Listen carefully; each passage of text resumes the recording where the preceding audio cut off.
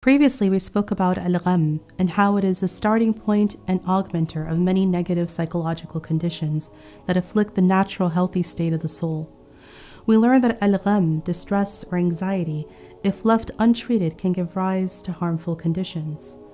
Al-Balkhi specifically warns us about the 4 core conditions, one that he describes as the 4 symptoms of the soul that will have a connection to the workings of the body, which when aggravated can cause physical harm and bodily illness.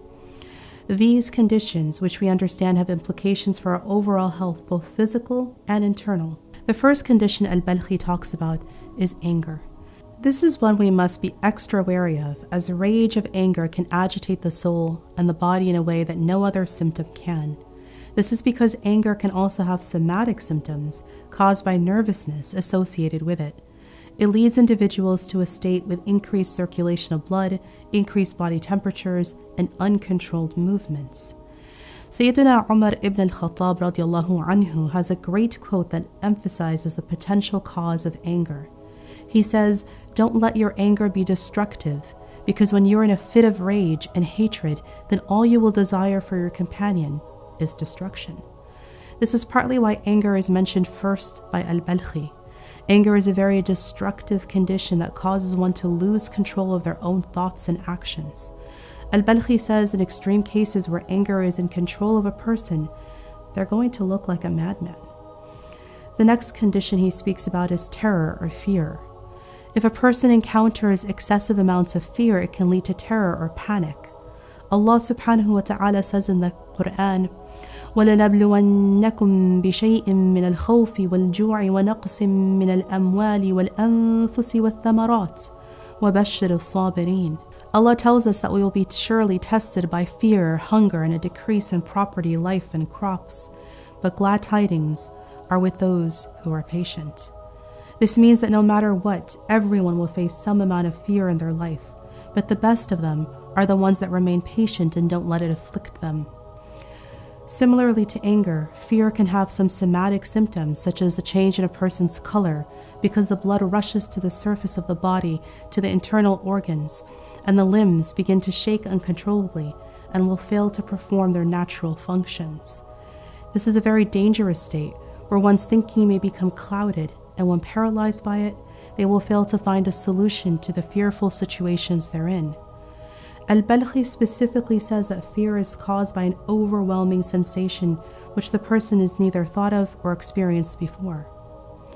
The third condition he talks about is sadness or depression. When sadness is intensified, it leads to depression or melancholy.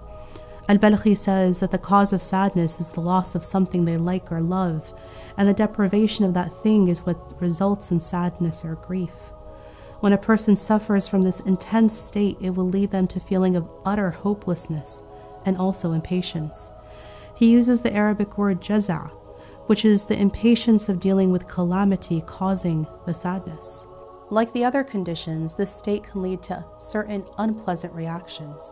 When someone suffers from this state, it may lead them to hurting themselves or behaving like someone who has lost their mind and integrity. This person may also lose grip of consciousness of their emotional state. وَلَا تَهِنُوا وَلَا تَحْزَنُوا وَأَنْتُمُ الْأَعْلَوْنَ إِن كُنْتُم مُؤْمِنِينَ.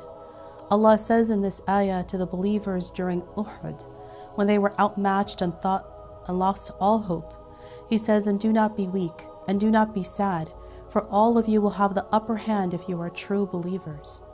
Allah assured the companions that as true believers, we shouldn't get sad or hopeless, that we should remain resilient because Allah has blessed us with the upper hand, meaning Islam. Now, doesn't this remind you of the present struggles of our sisters and brothers in Gaza? They currently live day to day not knowing if they'll make it tonight, and at night they don't know if they're going to make it to the morning. Despite enduring atrocities and genocide for over months now, the people of Gaza refuse to lose hope and remain steadfast in the promise of Allah.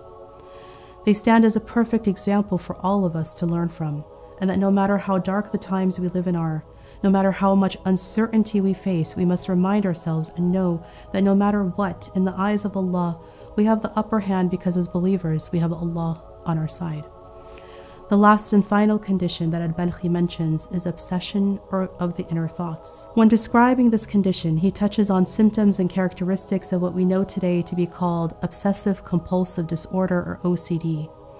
This is a condition in which Al-Balkhi notes is a persistence of the human heart or mind causing repetitive, repulsive, or immoral thoughts. These thoughts lead a person into emotional turmoil that results in apprehension and unhappiness that deprives individuals from enjoying the pleasures of body and soul. In this state, one feels compelled to engage in constant and repetitive actions to feel consumed by compulsions and unwanted thoughts they experience.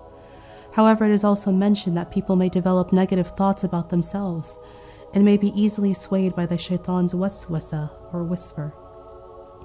Al-Balkhi speaks a lot about this condition due to the difficulty of diagnosing and treating this condition. All four of these soul-related symptoms, Al-Balkhi notes the potential and pretty much eventual influence it will have on one's physical health.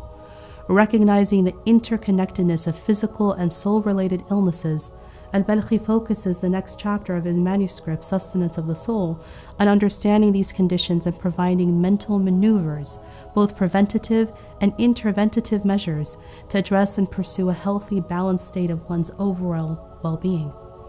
So just like any bodily illness will lead someone to searching for a form of medical treatment, the treatments for these conditions should also be sought after, which is what we will do together in the next videos.